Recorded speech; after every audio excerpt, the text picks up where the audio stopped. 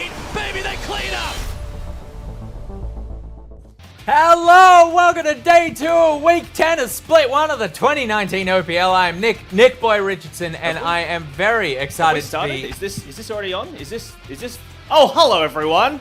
I've returned. I've spent the last 2 years on a mountaintop becoming the best analyst there ever was. My name is Michael Hingersing, and I am back at the OPL, baby! How do you feel, Nick? Sorry to walk in over your, Hurt, offended, and very excited. Welcome. I don't know if the studio can contain both energies, but Jake is slacking off in order to accommodate it. I'm saying that last night, it was a strange dream, Nick. Like, my teeth fell out. Yep. And then I like gravitas with it. I just don't know what it means. I don't want this to turn into another thing where we just do Spawn's therapy because, frankly, there's so much going in his troubled, dark mind that we could really spend all time and never actually get. Funnily to enough, legends. before the show, and this is true, and I want the viewers at home to know this is true. Yep. You said to Michael before the show, to Hingers, like, I don't know how Spawn was when you used to work with him. However, now he seems to be, a little bit up and down, a little bit unstable, I think was the word that was thrown around a little bit. I confirmed. I said when I was working with Spawn, it was an emotional roller coaster. It was sort of one of those, you've got to be at least, 1.7 meters to ride. It was quite dangerous. That was really the issue we were dealing with when I was here. And nothing has changed, I can tell you that much right now. You Except you've got this fancy fit out now. You've got a fancy fit out now. The studio's quite nice. Everyone's a polite person. We've got Pyro and Rusty, which is, back, which is nice. We paid at least $30 for these fake bricks. I don't know if you could tell if the hollowness comes through the microphone, but yes. The illusion shattered. It is very exciting to have Hingers here. You will be joining us all evening. And then you'll be gone. Yeah, forever. Yeah. Well, contractually, I said I would come back for this one day if they let me sit in this seat and then yell at the camera like I used to, just to relive the glory days. Only that seat. Only this seat. So I feel like when I move on to greener pastures, then in a year and a half after that, I'll get to come back here and do one when presumably, I don't know, BioPanther is hosting. And funnily enough, I get to host next Thursday. Really? It's all working out. Yeah. Yeah. I'm not going to be here next Thursday. So then you'll take over that. It's like we're just reverting further and further back. And then Saturday, League of Legends is cancelled. Atlas is coming in.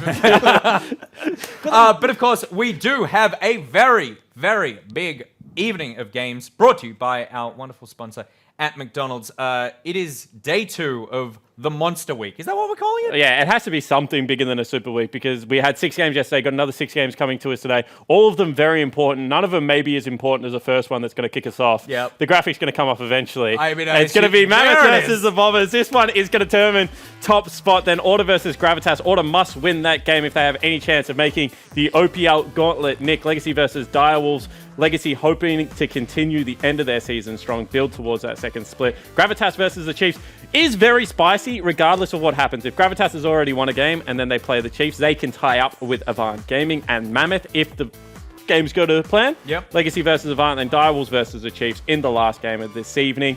Lots of must-win games in there for seeding, for playoff implications, and for the first place race between the Bombers and the Chiefs. Absolutely. And I've never seen a human being clutch a piece of paper as tightly as you've been clutching Do you know why? that piece of paper. Because I said, the multi-universe theory is, just such a, everywhere. I'm obsessed Marvel's playing off it, everyone's doing it. There's a universe where Hingers never left. Yeah, and in this universe, there are 2 slots of pink on this piece of paper, which means Order has a 2 in 1, 2, 3, 4, 5, 6, 7, 8. I should have rehearsed this bit a little bit better. 2 in 8 chances. I'll take that. Is that how statistics work? I think so. Just get is it a 2 in 8? Are we factoring in percentage chance? Absolutely not. Of actually winning the game? No, because otherwise we're 100% chance to win. We'll We'll beat Gravitas, and then Chiefs will clean up Gravitas, and then I'll be a happy man. If not, and this is funny because I'm casting the back 3 games.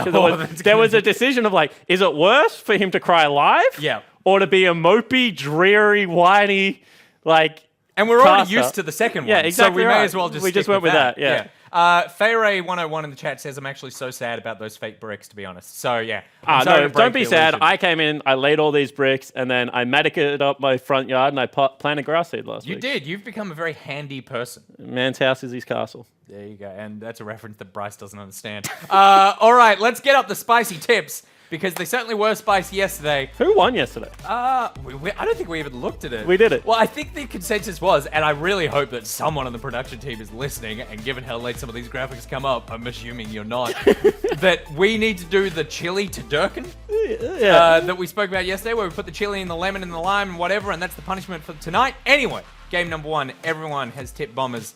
I am staying on the order hype train along with Jake and Rusty for game 2. Rusty, the lone wolf when it comes to Direwolves, game number 3. Gravitas is Bryce's pick for game 4, and then it's pretty standard for games 5 and 6. I kind of feel like Rusty has like gone for the long con joke because he tipped Direwolves over order yesterday. Yeah. Now he's flipped on that. He's picked up an order tip, but he's still like just chasing the wolf pack around. I don't know whether someone on the wolf pack is like, maybe he got 3-0'd in scrims or something this week, and he's just like, you know what? We're all in on the Direwolves tips. Let's ask the man himself. Certainly didn't, but I just decided to go for something. I'm not winning, and I don't like not winning. So I went for something a bit crazy. Swing for the fences. You might as well, you're either going to win hard or you're going to lose hard. Yeah, exactly. You miss 100% of shots you don't take, but what people don't realize is that if you're not a jump shooter, you shouldn't be taking 100 shots. So there you go. And my inspirational quote is, hang in there, kitty. The first game is Mammoth versus Bombers. Big one. This is a huge one. Absolutely massive. This is, correct me if I'm wrong, and I probably am, Bombers holding on to Top spot. top spot. Mammoth locked in at 4?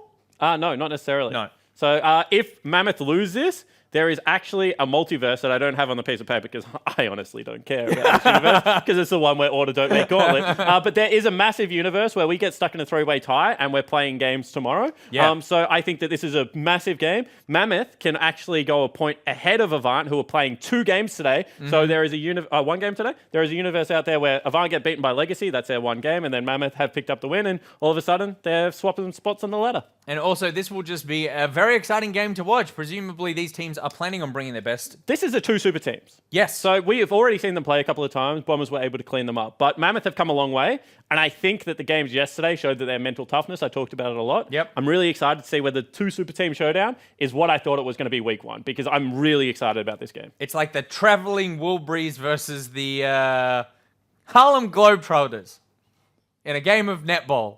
I understood that reference. There you go. At least the German-American guy got Half it. We are about to get into game number 1. Our Twitter POV stream is king. You can head to @OPL on Twitter to check out his POV stream there. And also, Hingers is going to join us on the couch for the rest of the evening. We've got some, things. We got some shit that we'll do. But generally, there's also going to be a Nick box, Hing box, couple of segments. So any questions you have for Hingers, for myself, for the rest of the team, really, except for Bryce, because he's a puddle upstairs, please send them in to asknickboy@gmail.com. And they will get read out on air by the man himself, Nick Richardson. All right, it is time to get into game number 1. And with that, the McDonald's Champion Select with your hosts, Pyra and Rusty. Thank you very much, Nick Boy. We are just about ready to get underway for the picks and bans. And like I said, it's a huge game here. If Mammoth actually managed to beat Bombers, that starts to do some real funky things with the standings. Yeah, really messes with the standings, of course. You want to say that's an upset, but Mammoth are one of those teams that Spawn spoke about the mental resilience. Well, this is the Super Week, so you never know how they're going to show up with form. And Bombers were not at their best yesterday. They said it themselves. They were not at their 100% peak performance form. And so if ever there was a time for this upset to happen, where it means so much for Mammoth, and Bombers, they still want to hold first place for sure, but not in that top form. Now would be the time. Now would absolutely be the time to try and upset them, but if Bombers can clamp down here, get the win, they lock themselves into that first seed. Chiefs could no longer catch them at all, so they've definitely got to be shoring up their performance today as much as possible. It's so weird to say with a team that's only lost 2 games. There's a few cracks in that armor, but not a whole lot. We'll see what they can do here. Triples, Zoe has been banned away again. The Ezreal's taken away from FBI. Ban's going slow today. Just having a bit of a laugh there, the Mammoth boys as well. That's important. One thing that I would say is very underrated in League of Legends in a competitive sense is having not just mental resilience, but the ability to have fun. And this is one big thing that you have to take away from League of Legends. For those of you at home as well, it's not, you don't play League to get upset. You're meant to have fun playing the game, and if you're not having fun, you're probably actually starting to lose already. And Mammoth are a team that's very emblematic of that. They ride the emotional roller coaster, and you can tell right now that they are on the up and up, and that is important going into this game. They got 2 wins yesterday to really push themselves into that playoff spot. Now, more bans coming through. Callista has been taken off the board, followed by the Rek'Sai for Mammoth, and also a Sylas ban by Bombers. That's, more or less standard now that Sylas is back in rotation. Yeah, we'd almost say forcing the Lucian ban here out of Bombers as their third ban. We'll have to see where they choose to go with this one. Galio is still up, Braum is still available. It's most of the AD carries that have been taken away. I like the Zoe ban as a target to triple. You just have to remember that strong champions can get left up in drafts like this, and Mammoth yesterday did get themselves the Lucian and the Sylas as an example. Oh, they have a chance to get the Lucian here, and it's a pretty obvious pickup for King, so that will be the first lock-in. See what Bombers go for. We've seen a lot of support pickups early on. Alistair, Brahms, the likes of that. And you would expect Alistar if Mammoth have the opportunity to, so Bombers may want to take that away. Rogue, Destiny definitely love their engaged champions. They share a lot of those in common. But remember, Galio and Braum are just like the top 2 champions at the moment. And you can't remove them all. I mean, yes, you could spend 2 more of your bans if Mammoth don't pick them up in the next rotation, but I doubt that's going to happen. There's still a few more to go. Bombers do lock in the Braum for Rogue. Let's see what it pairs with. May get the Rise. You usually want to go for the Rise third. However, if you want to take it away with the Zoe ban, you could consider that one as well. Jungle's an option. AD carry's an option as well. Usually you want a lifesteal building champion that can go against the Lucian. Kais is the exception to that rule. I mean, you could go Vayne if you want. So speaking of AD carries, there's possibilities there.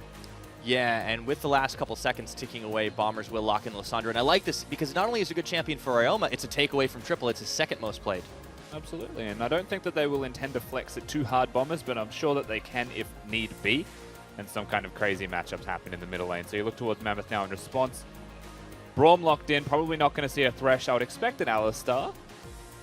But they could also go Rakan if they want to engage, and it's nice into Braum. Yeah, there's options here for Destiny, and I think that's a luxury he hasn't always been afforded. Teams have tended to really try and focus ban him out a couple of times. So the Corki gets locked in for triple, so it's interesting they go that early. They did know the mid matchup, or at least what's very likely to be. Yeah, Corki is very good into Lissandra. It's just the staple matchup that you'll see. A lot of the champions that exist in League are good into Lissandra, however. The risk is always, what will the jungler be that can kind of intervene in some way? But Corki and Lucian, both very well equipped to deal with someone like a Jarvan, if that was going to be a point of focus here from either team. And I think this is almost like a ploy from Mammoth. They pick their Corki that's good into it. They pick the Rakan that's mobile and good into it as well. And they say, I dare you, pick the Jarvan. See what happens. Well, FBI locks in the Vayne without a whole lot of hesitation there. This is going to be a spicy bot lane, Rusty. Absolutely. I mean, Pulling Vayne out the Braum stops. definitely has a whole lot of kill threat. There's just going to be a bunch of AD carries everywhere. Lots of scaling damage already through the comps. Look towards the jungle. It's still going to be a big place of focus, I would say, primarily here, Pyro. They should be looking towards some bans if you're maybe Mammoth, but you don't want to ban too many champions away from the champ pool, given that you have to pick second. And Bombers could actually counterpick jungle if they really wanted. Yeah, and that's really scary when your jungler's Balkan, because he's been tearing it up when he's been having bad matchups sometimes. Still has a lot to choose from. Vladimir is the first ban on the Bomber side. And top end's one of those players that will go towards Sion. You know, he'll want to pick the tank top laner, but I don't think you can afford to do that against someone like Mimic, who will just go Kleptomancy Kennen, and who honestly has been blind picking Kennen anyway in his current state in the top lane and playing weak side very well. Wouldn't be too surprised if he picks it up again here. It has been pretty much a standard Mimic champion, and we've talked about it at length already that it's not something that teams want to invest a ban in, and why. Jarvan does get banned away by the Bomber side, so that's an interesting choice. Well, Bombers are banning it from Mammoth because they don't necessarily want to pick it themselves, and they don't want to give it to their opponents. Rakan Jarvan's a strong combo. Right. They've definitely got some strengths there still available for them. Now with the single jungler ban, the Vladimir gone as well, both considered flex picks, more importantly, but being on the red side, Bombers, they're the ones who would look towards a flex. Nocturne ban away. So that's a pretty quick lock-in on the Lee Sin for Balkan. Now, I believe he played this yesterday. Yeah, here's what I've noticed with Bombers at the moment is their jungler tends to play a single champion the entire week, if he can. And Lee Sin does seem to be his flavor of the week. He's had some good moments, he's had some bad moments. Shock got a big outplay on them as well on that Rise, the 1v2 top side. But he still overall looks like a very clean Lee Sin and good jungler on that pick. But he gives the counter over to Mammoth if they would like. Yeah, do lock in the Sejuani. As the timer finally ticks down, Mammoth certainly taking their time about it. And it's an interesting point you mentioned the Avant game, because there were so many moments where it did feel like Bombers were losing control of that. And it really just came down to a really big Baron throw that turned it in Bombers' favor. Yeah, but with that lead Bombers, they cleaned it up. They closed it out very easily. Now the Sejuani lock-in, that's curious to me. We'll see where the last pick goes here for them, as we are looking towards a top laner. We said that he can blind pick Sion. Well, I guess that could be a variant of it as no. He can also take the Rise. This has been a top lane choice for Tapoon, and I like that he's trying to match what he's expecting to be a carry up towards the top side. And this seems to build Mammoth a pretty solid 1-3-1, but with some team fights, some engage mixed in. Yeah, with the Lee Sin locked in, he knows that the kill threat on him is fairly low until level 6, but then it's very high. So we wait to see what the response will be here. He knows the mid lane matchup, Ryoma, if he wants it. Ooh. And he's going to go for it. Lissandra top for Oh, Mimic boy. and move over because it will be a Zed v Corki in the mid lane. And this is terrifying. Triple immediately changes his summoner spell to teleport, but he may want to consider the exhaust. Those are the two options that usually you'll run if you're playing Corki in mid lane. Zed's not an easy time. Of course, you're a ranged champion, so you have some early advantages, but once you hit 6, that's when Zed has to go aggressively towards you. And this game just spiced up real hard. We've got Lissandra and Ryze in top lane. Ryze will be happy with the outcome of that, not knowing where it was going, but knowing this could be flexed. But the Zed pick, not expected at all. Definitely not, and it shows that Bombers have some tricks up their sleeves, a couple of giggles on their side of the field, and this is some pretty terrifying damage coming out of that team. You've got a little bit of scaling, you've got the Vayne there, you've got some setup for team fights, but I really want to see what Ryoma can do. At level 6, we will keep our eyes locked in the mid lane. Absolutely, especially at the point where you tick over to 6. Chaz has played it for Legacy before, and that's one of the biggest points of strength that a Zed will find himself. Didn't get the kill in his own game that he played Chaz, but it was close. A little difference could have been a big snowball, and that's where you look at. But the rest of the comp here for me is still, it's not a 1-3-1 comp, but it still feels like it should be in a way. I am very curious to watch as this game progresses how Bombers choose to play this one out, because a Vayne, Braum, and Lee Sin is not a strong 3-man unit in a 1-3-1 comp at all. So they may need to bring the Lissandra to group when Zed splits. I'm not sure how they're going to execute this. Yeah. Well, joining us to talk about this matchup going forward is going to be the coach of Mammoth. It is, in fact, Fantix. Thanks for joining us again. Hey, thanks for having me again.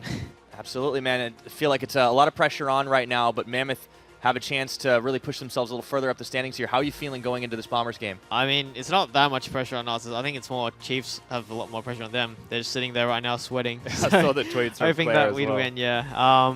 Because even if we do win, it's not really up to us to secure third. So we're just trying to have a bit of fun here and do our best to, have a good showing before going to Gauntlet. And that's the first thing that I want to speak about as well, right? Yesterday we had the interview with Triple. He said that the team wasn't doing too great mentally a lot of the time, very emotional team.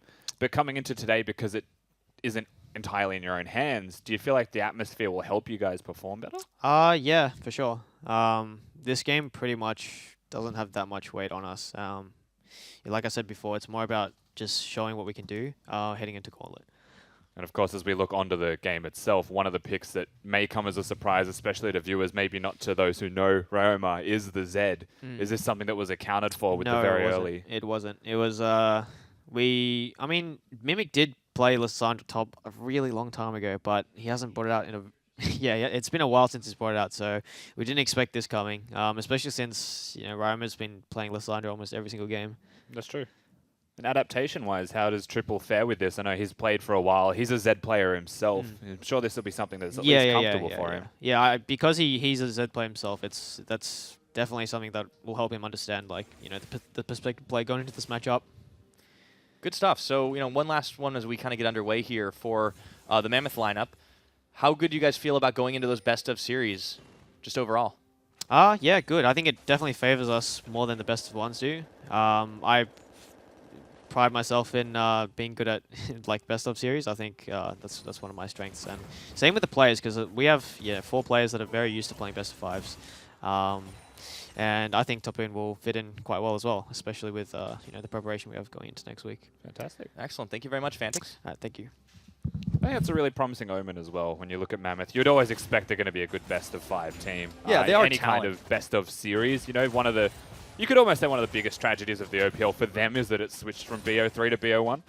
Something that they are very well versed in is those best of 3s. Yeah, and in the situation where you're in danger of not necessarily making it, that's always a bit troubling, but they've already gotten their spot, and now it's just kind of a slog to see if they can get one a little higher here. Balkan gives as good as he gets. Yeah, he runs into the river, he sees the Sejuani, and knows that he can't fight because Triple has too much priority in the middle lane. So without hesitation, he runs completely past the Corki at the Sedge, and I thought he was going to sprint to the other Scuttle Crab. But then he changes his mind. He's like, you know what? Maybe we should go to... And then he changes his mind again. He's like, but actually, I should do this. The net result is both junglers have been just kind of hanging around in the mid lane. No, that results in a lot of time spent by Belkan and experience taken through the mid lane. What is happening? It's a weird It's a start. game of chicken. And now, in full vision, BABIP just hops over the Raptor camp to start that one off while Scuttle is being fought over by Balkan. And, yeah, There we're back. that was the client. Cool. So now case that you didn't know what it looked like. he has secured the Scuttle Crab, he's going to run towards the bottom lane. Destiny's about to find himself Yeah, a he's lead. in trouble. Ooh, on the red buff, level 3 ganks, and flashing forward. Insta-heal, into the wall, condemn they go, and they're going to be able to take the first blood onto King, but FBI taking a lot of damage. Oh, and maybe no. they could do it. It's a trade of kills. In fact, as Destiny gets the pickup off to Balkan, and now he's going to be able to take down FBI with just a few more ticks, but the heal is coming through. I on the don't think the potions. Q will get it. He needs to have a W up, and he won't have it in time. Rogues here, dear. teleports it. Oh, God. He's going to go in, tries for the knockup, and King comes back, and FBI's already out of there. What the heck just happened? That's absolutely wild. This early game has started now with a 2-0 Rakan support. That's just the most insane. I am still confused by what Belkan has done since the first moment of this game. Like, I understood the start of the logic, but it feels like he is running past every champion on the Rift without flinching. And then he gets into the turret. I'm sure we'll see it in the replay, but that was just wild. Yeah, a lot of What the bizarre heck? stuff happening in the bottom lane. By the way, while that all happened, we completely missed the fact that Tapund ended up burning Flash up top. Not entirely sure why that happened or how it happened, but clearly Mimic has gotten the upper hand on him. Yeah, I'm not actually sure. I'm not sure we'll get to I see do want to exactly see why that play happened, again, but bottom lane. That's just so bizarre. It's a Vayne Braum diving with a Lee Sin, right? And they have a lot of auto attacks, so they can definitely hit the stuns. There's a lot of bobbling on the Guardian damage. is still there, and Destiny got some good damage in early, but Belkan just waddles past Destiny, who comes back, and he doesn't get the last auto attack off, gets ignited and dies. He'll get first blood from the red buff, but Destiny feeling very confident. And then when the teleport comes in from the Lucian, Rogue can't actually collapse to help, which was the initial plan. So he tries his best to get in here and actually assist him, but it's not going to happen. It buys too much time. Destiny gets the reset on the W, and Guardian comes back up by the end of the trade. Cute little fight, but in the end, it's just very well countered by Mammoth as a two-man unit. Oh, that's true. Mammoth's bottom lane definitely stepping up and delivering where it counts here. And it's not often that you'll see the Spell Thieves for a Rakan in the support position. Usually you'll do it against someone like a Braum maybe, or an Alistar, where you can Get free poke, yeah. get free poke off. But now that he's 2-0, he's got Boots and the upgraded Frostfang very early. So he will actually have his ward item very quick. Usually it takes a bit longer than something like the Relic line or the Ancient Coin line. That's very true. BABIP's going to be coming sniffing down here and looking for Rogue. Flashes in on the Permafrost, looking for a couple of stuns as they will get the knockup. And FBI, the hits keep on coming. As Balkan tags his way in, only level 5, no kick available. Rogue trying to walk it out. Ryoma even coming to the party, forcing the flash He's out. got 6 though. Mammoth's gang squad looking pretty dangerous right now. Ryoma moves in onto King, flashing forward, and he will get the kill. It's now 3v2 as Destiny backing away, trying for that battle dance, and Rogue getting body blocked out by BABIP as he limps back under tower. This is a dangerous game with tower shots flying left and right. And how often do you see a level 5 Zed run down the river to get a gank off? Corky's going to free farm in mid lane. The assist is there for Ryoma for sure. And he's going to get himself a turret plate, so it's not bad. It's just such a crazy game at the moment. Very bizarre right now, and it's traded turret plating as well. FBI's even coming into mid lane. And this is one of the most bizarre starts to a game I think we've seen by any team in the OPL this split. But these are two of our top teams. Here's the thing with Mammoth. You know, Fantix mentions it in the interview. They don't necessarily have anything massive to lose. If they win, they only gain. You know, Chiefs are waiting for Mammoth to win. They are the biggest fans of Mammoth right now. But this laughing Mammoth, this very jovial team that comes in through Champ Select, can play with no regard for the game state and the importance of this game. Bombers, they want to win to get first for sure. But the way Bombers operate is they don't back down from a challenge. I've always called these two super teams the sword and the shield in terms of style. But if Mammoth change it up and they become the offensive team, Bombers will say, hell yeah, brother, and take that fight on. Yeah. Swords crossing. Looks like we've already gotten off to a start there with 5 kills in the game. 7.5 minutes have elapsed. And on the Mammoth side, a lot of those kills in the Rakan's pocket, all of them happening down bottom side. And they're just going to keep firing here. Now we have level 6, so we definitely want to keep our eyes trained in the mid lane. But the problem for Ryoma is Triple's Yeah, a level use ahead of him. everything. He used his flash, and he doesn't have Ignite for a little while, so there's no such thing as a level 6 instantly kill Spike. In fact, he's waiting to catch up just that little bit in experience. So Triple in a comfy position, you would say, at the current moment, and you can also see that reflected through his items. He just doesn't want to die. His whole purpose in laning phase is to stay fine. He's got the makings of the Phage, Ruby Crystal Longsword, and a Cloth Armor. So very clearly has a goal and is just achieving that goal, but Roma was the first to leave lane and affect somewhere else instead. Definitely opted to try to make the play down towards the bottom side, but he does want to try and stack as many kills as he can. So far, only getting that assist. Last time we saw Zed in the OPL, I believe it was in the hands of Chaz on Legacy. Yep. And he was a little frustrated at not being able to secure too many kills on the likes of his opposition, which I think was also a Corki. I believe so, yeah, it was.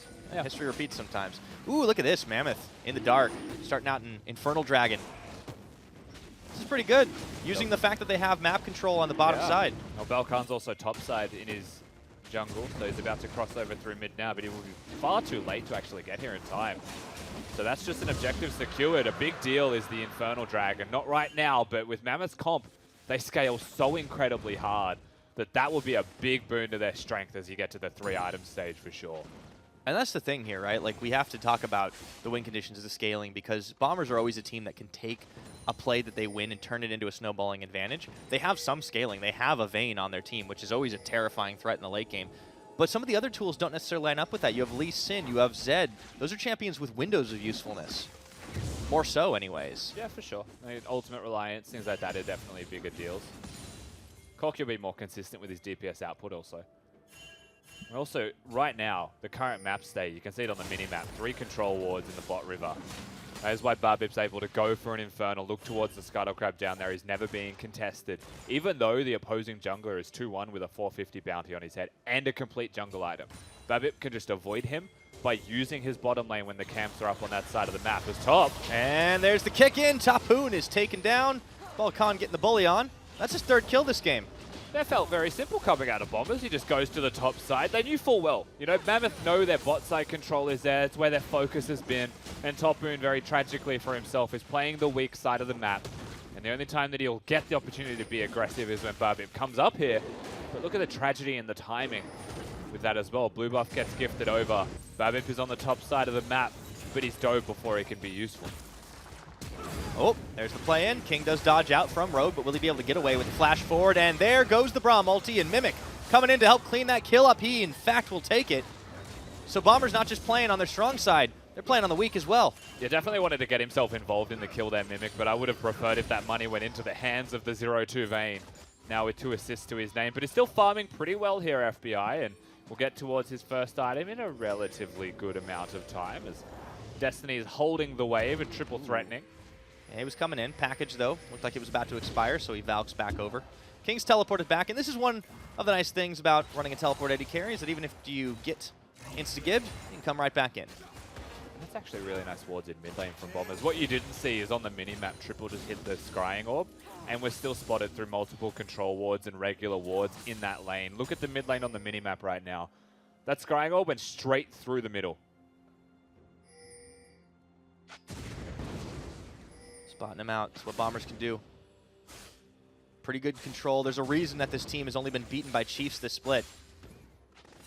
They just don't seem to make that many mistakes.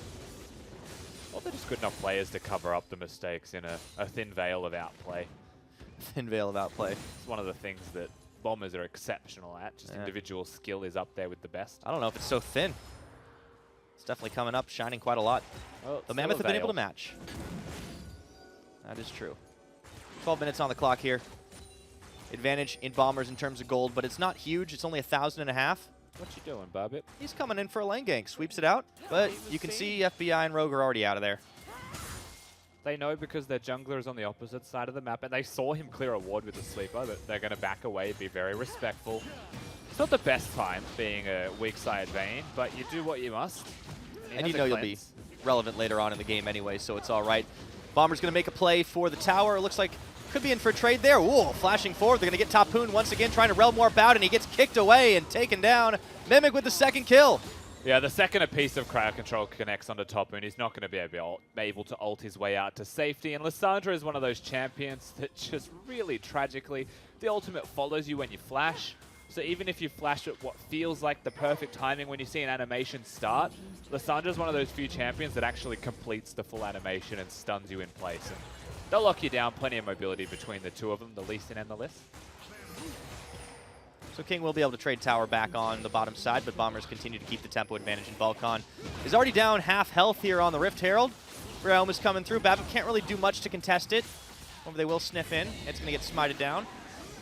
Bombers continue to push the lead inch by inch. It's a little bit too slow there, Mammoth. They had the right idea. They knew the Herald was going to be the primary point of focus, and it felt like they wanted to contest it, at least try and go for the smite steal.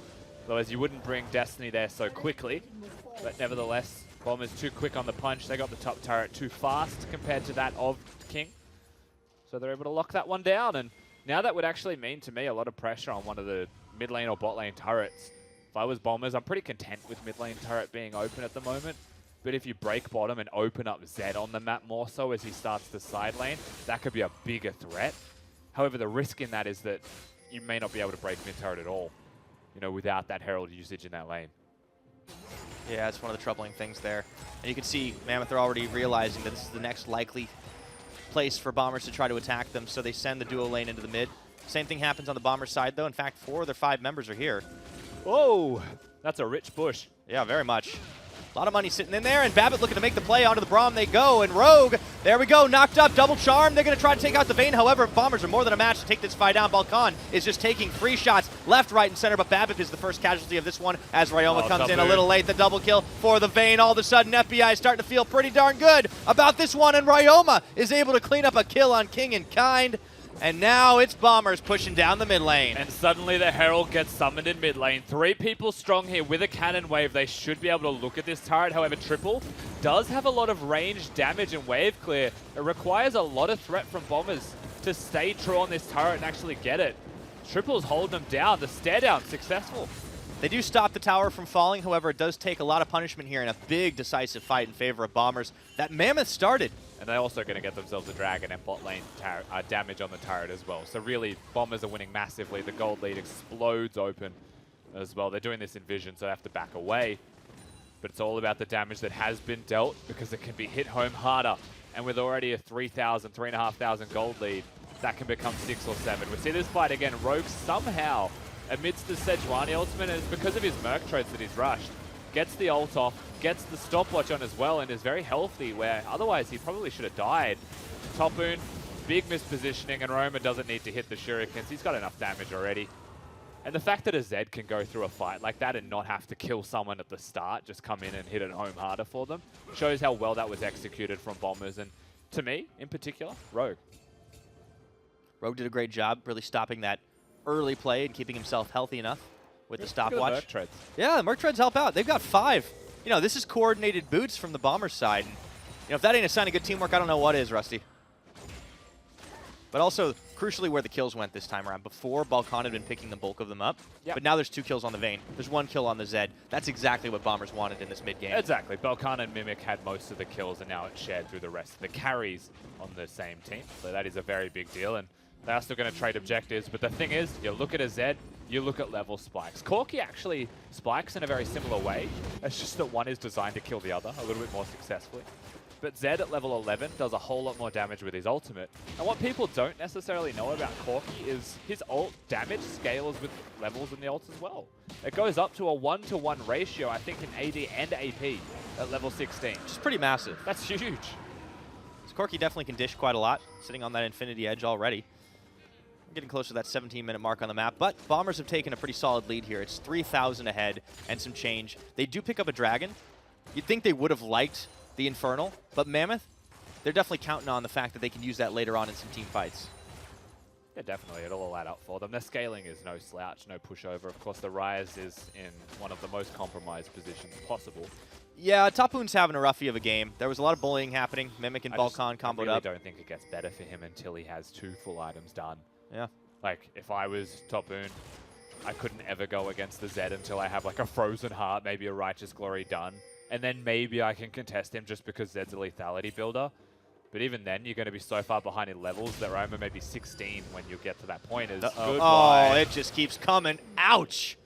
That looked like it stung. I feel like Mammoth are going to need to kind of carry the weight on triple shoulders. And as per my prior point, the fact that he can't fight him until that armor item is done means that they will probably prod at that wound.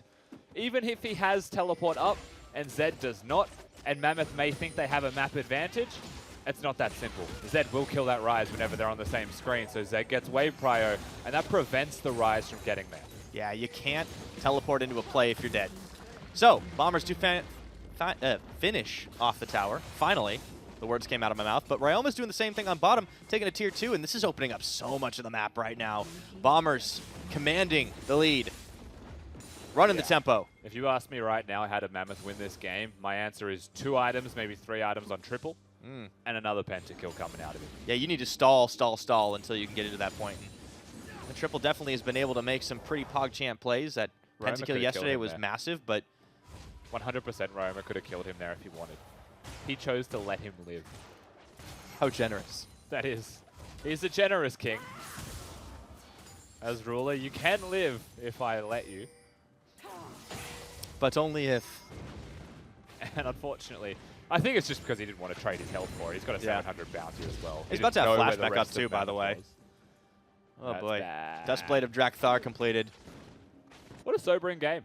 It really is. The fact that the start was so chaotic, there's still a 2-0-1 Ricard. It was Like, really loose. That's the thing. And all of a sudden, you know, you'd be forgiven for thinking, this game's going to be different. But Bombers just wrestle control back. I was ready for a wild roller coaster of a game.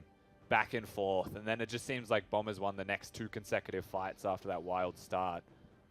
Even the fact that it was around bot side, the place that you may want to avoid when it's behind, the solution was bring down a level 5 Zed. And somehow they make that work.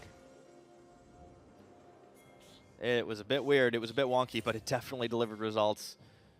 Mammoth need to grab some control back. You can see they're a bit blind on this map, clearing out some wards as they go.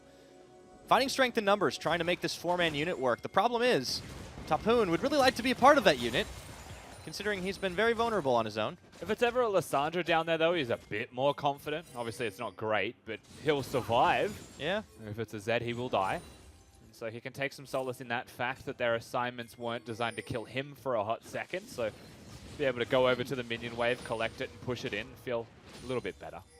Still feel bad, but a little bit better. It's always an interesting test of a rookie player's mettle, how well they can respond to a situation like this, where it's just such an obviously frustrating game. You don't get to play League of Legends unless you can make it to the late game. Ryoma's just chatting. He doesn't even care. You know, it'd be crazier is if he did the spam laugh. That would be the ultimate Chad move right now. Well, they're all looking at him. Here comes some damage. All right, a little bit of Shadow Shurikens. Easy little electrocute procky in there as well. Destiny's at half health. Yeah, Bomber's so slippery too. Even if Mammoth do get the jump on them, there's so many ways for them to get out and reposition in a better way. I'd say there's a lot of mobility in both teams as well, actually. That is true, but we have seen Mammoth have been finding it hard to get themselves into an advantageous position to take these fights. I think it's just really hard for Mammoth to go forwards. You know, when you look at the mobility that these teams have, compositionally, Bombers are very good at kiting back. Zed, if he actually uses the shurikens, uses the shadow rather, has a slow on it. Lissandra has slows, can constantly throw them at you. Vayne's just super good at kiting backwards with the tumble, and Braum also with the ability to concussive blows or ult them. So Mammoth can go forwards pretty well, but I feel like they need to be in more of a one-punch style. They poke with triple, and then they hit the Rakan, they hit the Sedge. Right, they're not going to get too many chances, so they need to deliver a knockout punch right away. Yeah, they need to slap the gas and just nos at them. Go full steam for sure. 5,000 gold the lead now for Bombers as they continue to try and poke and prod. But critically, Mammoth have gotten a little bit of control back in the form of vision. It's all on their own side of the map. It's all in their own jungle. It's where it needs to be though, Pyro, because Baron is up. And if it's not near the Baron, then it will just be taken by their opponents. That is a 2-item Vayne who will shred the health of that objective. And they also have a lot of farm on the Corki. The one place that we said we should be highlighting him constantly, triple. If he gets the 3 items, maybe he can take the team fight. It's just about, can he survive all of the damage that'll just be pelting at him? Because the thing is, there's no real heavy tank there for the Bombers' composition. They have a lot of artificial tankiness through a Lissandra, through the Braum door. You know, they've got mobility, but here we go. They're looking for FBI. That's the big special delivery, but FBI refuses to sign for it. And now Mammoth head up towards the Baron pit, just showing force. Yeah, they see two people on side lanes with the Zed on his side. Maybe they fall for teleport, who knows, Balkan. Chasing down Balkan, you can see Very- there's Tapoon. Can he cut them off with the Realm Warp? Tries to put him into Rune Prison, but he gets kicked away. Now Balkan's still locked up for a second. Last cone available, he's going to try to get a cut off, and he takes it back to the safety of his own lane. Oh no. Uh-oh, this is It's about bad. to You can turn. see Mimic in the lane. The Claw decides who lives and who dies, and this time it's Triple. Balkan going golden, okay. and he's even able to dodge out from that stun, flashing, dashing, and the culling will finally take him down, but FBI and Rogue are hot on the heels of BABIP and King. Here we go, here comes the play. Now Destiny going in, trying to make it happen. Look at what's happening with the Zed right now. He's still focusing on the side push. The fight is going to go the way of Mammoth, but just barely. They're trading kills, and FBI trying to get the outplay. He does it! He still gets the double before he's dunked on. And that was massive right now, as Ryoma is still pushing Look at the base. Zed. The base is just dying. They've done this fight without their mid laner. That will be the inhibitor turret that goes down. Mimic survives, and Rogue's able to walk it out, stopping recalls as best he can now. Still has all of his health. That was a crazy little set of skirmishes. Just individuals from both teams step up, but Bombers, they do that one step extra. And they get the spoils for it, breaking open the base in the top side of the map. Ryoma has been a split-pushing machine the last couple of minutes.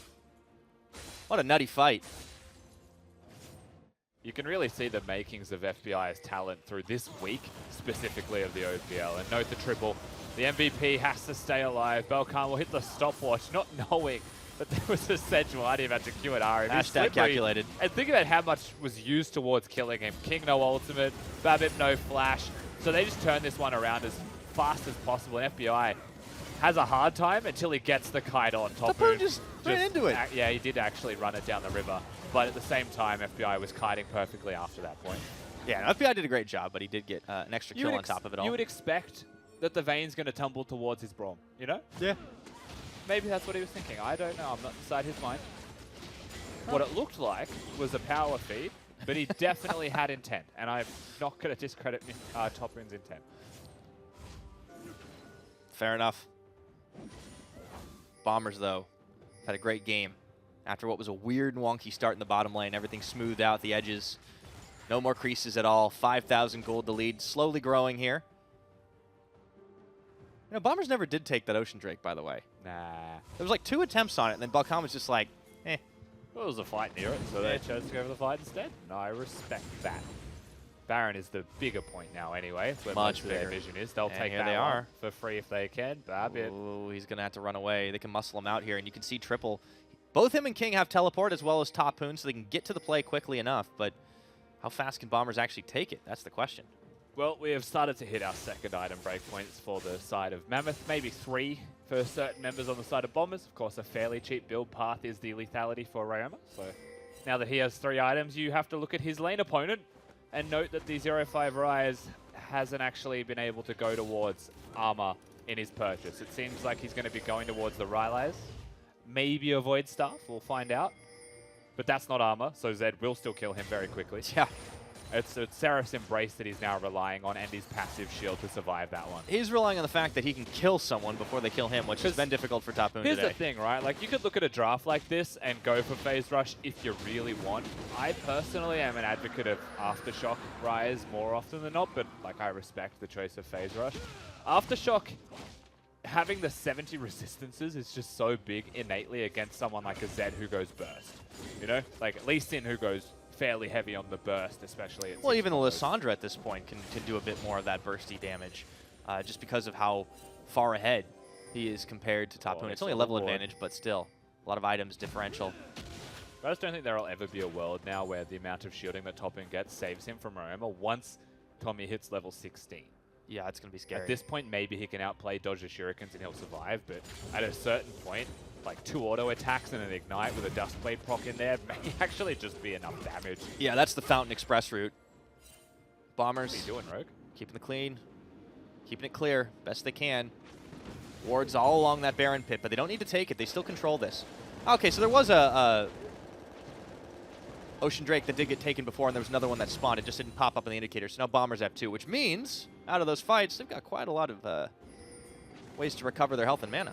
They certainly do. They choose to play it slow, disengage. They've also got a whole lot of healing in the Braum Redemption, and some life still there for the Vayne. Good ward clear, though, out by Mammoth. They do find a moment to I'm play. going to say 32 minutes. Is when it's happening? That's the point in the game where Mammoth will take the fight. All right, we'll start your timers. But Bombers will be happy to do that anytime between. And they might just win it after that. Mammoth playing kind of on the edge here. Seeing if they can turn the game back in their favor. It would be close. Keeping waves pushed is important. Critically, Bombers hadn't managed to crack an inhibitor, even though they did break open the base turret and top. This game's getting really tense. Even though the lead's still there with Bombers, they haven't been playing like the lead is significant enough, and that's fair. They're respecting their opponents who still have a whole lot of damage. The one place that they can pick at the wound is top lane, and Topoon hasn't gone Riley. He's actually gone for the Morellos. Reduces the healing. So clearly wants to be in the backline in the fray, hitting the carries. Look at this.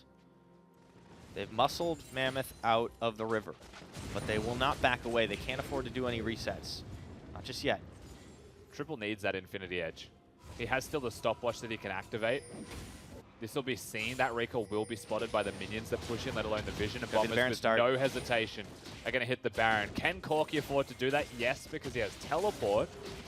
And he is teleporting in straight away with Infinity Edge up. Will it be fast enough? The teleport going to get matched by Mimic here as 4 members of Bomber still on the Baron. It's quite low, and Mammoth looking to close in for this fight. They may not be able to secure it, though. They've got to move fast, and Rogue is going to instantly pop up his ultimate. That one gets secured. The fight gets turned immediately right now. Balkan sniffing for the kill, backing away. It's Babip who gets melted to kick things off, and the rest of Mammoth gets spooked.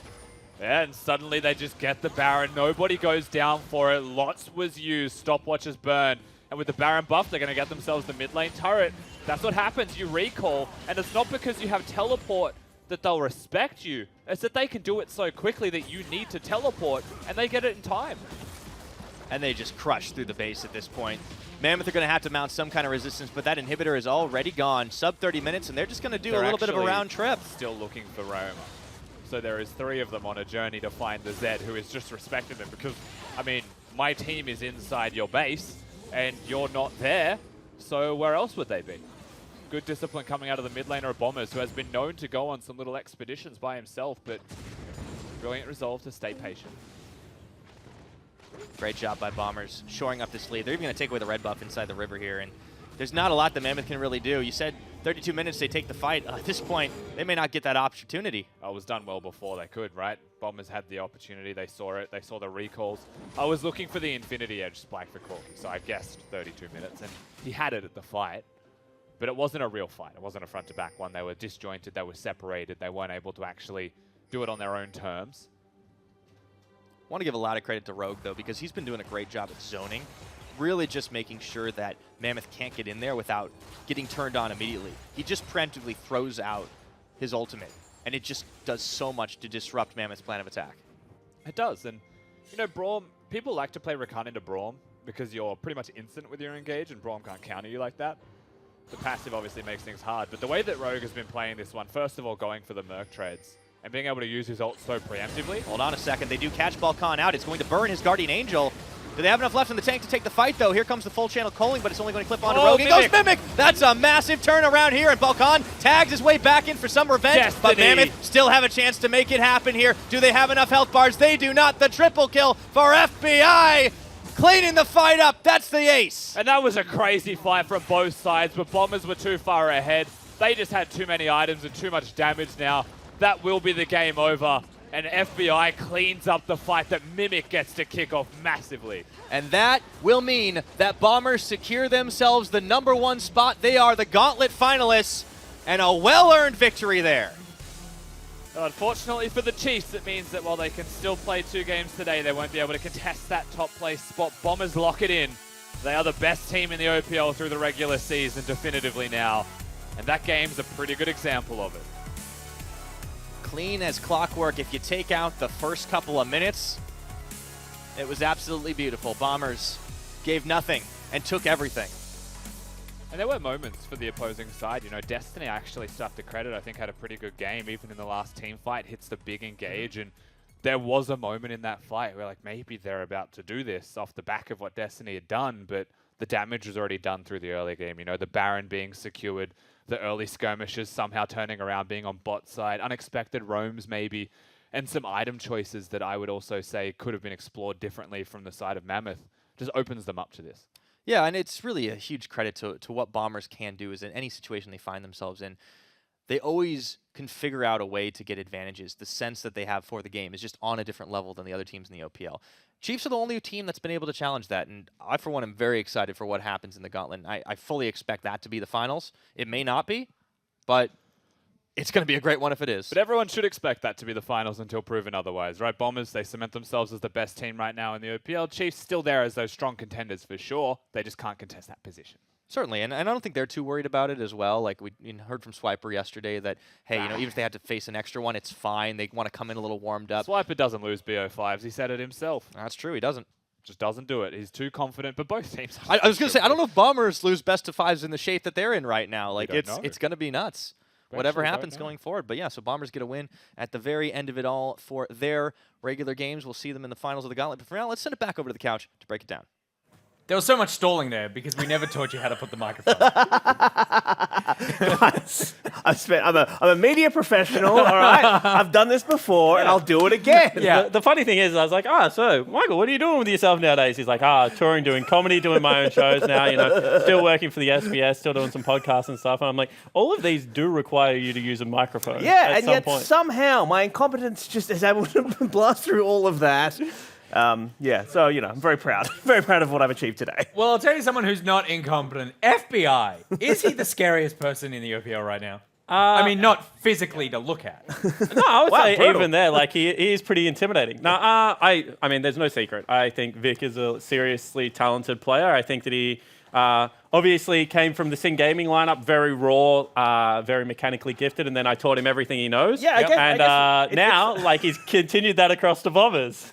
Imagine trying to take that kind of credit for a player who seems You think to have I'm had justified? success. Well, no, I just feel like the success he's kind of shown this split has come been elsewhere. significant. Well, it's been significantly higher than success he's shown Yeah, in because previous what we do at splits. Order, like for those that don't know, is we put training weights on players. We team them up with old people, and then we make them seriously have to carry. No, in all seriousness, what I want to talk about, Victor, That piece is of paper, I'm going to rip it up very no. soon. This is my universe paper. He went to Korea. Yeah. He got top 10. He's a seriously gifted player, like globally. I was so surprised that he didn't go internationally at the start of this year. And I think that this split, he's shown that, like, as far as, the brains for the game, the laning phase, the team fighting, he's got it all, got a very deep champion pool. And the things that people don't talk about, the commentators and stuff, great teammate, really, really nice guy. Lovely guy. Always has his teammates back, always speaks very positively about everyone at the Bombers whenever I talk to him. Overall, I think that he's very happy, and that shows in his play, and I think that he's got a terrific team behind him. I mean, I think I could play A80 carry with Mimic and Balkan on my team. I Still win a couple of games. But he's also pretty good. And Those are Bombers those training weights you were talking about. Yeah, exactly right. I'll be a training weight for Mimic and Balkan next split, maybe. and Bombers right now have a lot to be happy about. Absolutely. I mean, first place locked in. Yeah. I've never done that, but I assume it feels good. So that's they're going to be top done. seed in the Gauntlet now as Straight well. to grand final. Woo. Yeah, I know. It's a good feeling. Yeah. Nothing else matters anymore. Well, No, that's not Nothing true. else. I think there's I other- think this piece of paper would beg to differ. Yeah, right. there are still many more universes for us to find ourselves in. I'm just saying we could end early right now. We could just all go home. Anything else you want to point out from that game? I do want to point out a couple of things. Really like the idea coming from Mammoth to take Bombers late. Because the way Bombers beat you is whenever you make a decision, they have very hard punishes. Yep. So if you just do nothing in scale, the game could go forever. Yeah. But we saw once again, they're really good at keeping Tommy in the side, Ryoma in the side lane. They're very good at punishing you in 4v5 team fights. So I like the idea. I think more teams are going to do that. But I think execution went awry, as Rusty said. There were just a couple too many mistakes in that game for Mammoth to be able to capitalize. All right. Well, Thanks for breaking it down with me, Michael. Well, I was going to say that when we were watching the game, mostly what you were talking about was a specific build that King was doing that infuriated you. Yeah, absolutely. And that was all I wanted to bring up, but then you didn't really seem to want to talk about it, so I wasn't sure how to slip that in there. Yeah, so I think, and I would like FBI's opinion on this, I actually think Blade of the Ruined King into Essence Reaver into Zeal Item IE does far more damage at the moment if you're playing Lucian, and I would recommend it for everyone at home, and it has comparable build price. Well, let's find out what FBI thinks because he's sitting at the desk with Mimic and Pyro. Thanks, Nick Boy. Yeah, I guess floor's open. FBI, what do you think of that build then? I do agree with Jake, especially with the team comp we built. I don't think we had any tank really, so it doesn't really make sense to go for the cleaver because you just get a lot more of a power spike when you get the core of that. that build that he just said. All right, the man has spoken. So let's just get it out of the way. You guys are number one. You're in the finals automatically. How does it feel? First, I didn't realize I interviewed today. So Oh, so you were surprised? yeah, surprised. Oh man, the producers didn't tell you guys. Well, thank you for doing it. Yeah, so I'm really happy now. I think we can make some like grand final. I think. Win the grand final. Yeah, grand, You guys grand made it, absolutely. Mimic, you've been very impressive this whole split. How do you rate your own play? I think we have a like Korean jungler, so that's why we can communication really well. So that's why I can play like better. So Balkan has made it easier for you to play overall? Yeah. Ah, it's really good to know. And from your side, FBI, like how is it having a couple of Koreans in the lineup and you know how seamlessly you guys have integrated? How has it been for you? I feel like the integration actually wasn't that seamless. I think it was pretty hard for us at the start, especially in terms of communication, but it's definitely gotten a lot better. And like Balkan and Jusung are obviously really good players, so regardless of communicating or not, when you're solely killing top, solely killing jungle, it's like the game's pretty easy. Okay, so feels good, man, either way. And, Yeah. you know, speaking of things that feel comfortable, now you've been in Australia for a while here. Yeah. So Mimic, what is your favorite thing about Australia, about OCE? Like I like actually like environment here, like air. I really really good appreciate air in Korea. Maybe it's not pretty bad. Not, So not better to good. be outside. Yeah, yeah. Does that mean it's harder for you to choose to practice indoors more often? Yeah, I think so. Well, clearly you don't need it, so I guess that's pretty good. And overall, how I guess open for both of you. How do you feel about the finals? Who do you think you'll face off? Definitely Chiefs. I think Chiefs have proven that they're the second best team and they can take games off us on any given day, but I think the finals will be different, and I personally think I'll perform a lot better than Raze, so I hope to see him there. Ooh, called out. Okay, thank you both of you for joining me. Thank you. Congratulations on the number one. We're going to go ahead and go on a Macca's break. We'll be right back. We don't believe in labels at Macca's, like dinner or breakfast, so we're getting rid of them. Now you can enjoy dinner or breakfast whenever you want it. McDonald's all-day menu, available 24/7. Beautiful stuff. I mean, the answer to